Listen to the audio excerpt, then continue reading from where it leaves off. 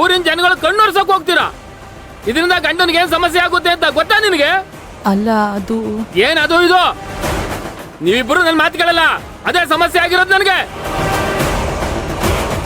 ಆ ಮನುಷ್ಯ ಮನೆಯೆಲ್ಲ ಜಾಲಾಡ್ಬೇಕಾದ್ರೆ ಆ ಕುಂಟ ಕೇಶವ ಅವನ್ ಕೈಗೆ ಏನಾದ್ರು ಸಿಕ್ಬಿಟ್ಟಿದ್ರೆ ಏನಾಗ್ತಿತ್ತು ಅಂತ ಗೊತ್ತಾ ನಿಮ್ಗೆ?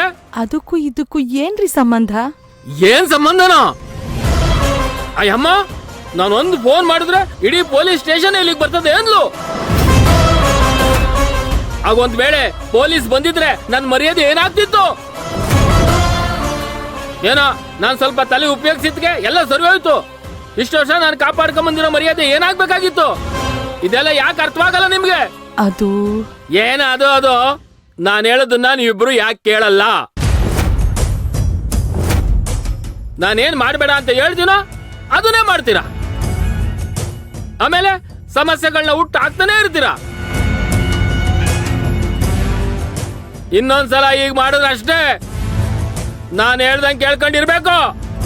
ನೀವ್ ಇಷ್ಟ ಬಂದಂಗ್ ಮಾಡಿದ್ರೆ ನಾನು ಬೇರೆ ತರನೇ ಉತ್ತರ ಕೊಡ್ಬೇಕಾಯ್ತದೆ. ನಡೀರಿ ಇಲ್ಲಿಂದ. ಅಲ್ಲರಿ, ಕೇಶವನ್ ಮೇಲೆ ಯಾಕೆ ಇಷ್ಟೊಂದು ದ್ವೇಷ ನಿಮ್ಗೆ? ಅವ್ನ್ ಏನ್ ಮಾಡಿದಾನ ಅಂತದ್ ನಿಮ್ಗೆ? ಅದೆಲ್ಲ ನಿನಗೆ ಅಗತ್ಯ ಇಲ್ದಿರೋ ವಿಷಯ.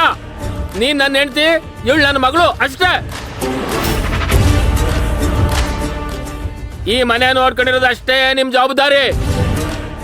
ಇದಕ್ಕಿಂತ ಜಾಸ್ತಿ ಯೋಚನೆ ಮಾಡಕ್ ನೋಡಿದ್ರೆ ಗೊತ್ತಲ್ಲ. ಅಲ್ಲರಿ, ಅದು ಹೇಳಿದ್ ಕೇಳಿಸ್ಲಿಲ್ವಾ? ನೋಡು, ನಿನ್ ಕೆಲ್ಸ ಎಷ್ಟಿದ್ಯೋ ಅಷ್ಟು ನೋಡ್ಕೊಂಡಿರ್ಬೇಕು. ಇಲ್ಲ ಅಂದ್ರೆ ಪರಿಣಾಮ ನೆಟ್ಗಿರಲ್ಲ. ಇನ್ನೊಂದ್ಸಲ ಕೇಶವನಿಗೆ ಸಹಾಯ ಮಾಡಕ್ ನೋಡಿದ್ರೆ ನಿಮ್ಮಿಬ್ಬರದು ಕಾಲ್ ಮುರಿದು ಕೈ ಕೊಡ್ತೀನಿ.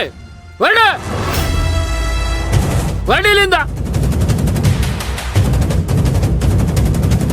ಬಂದ್ರ ಬಿರ್ಬಿರ್ರೆ.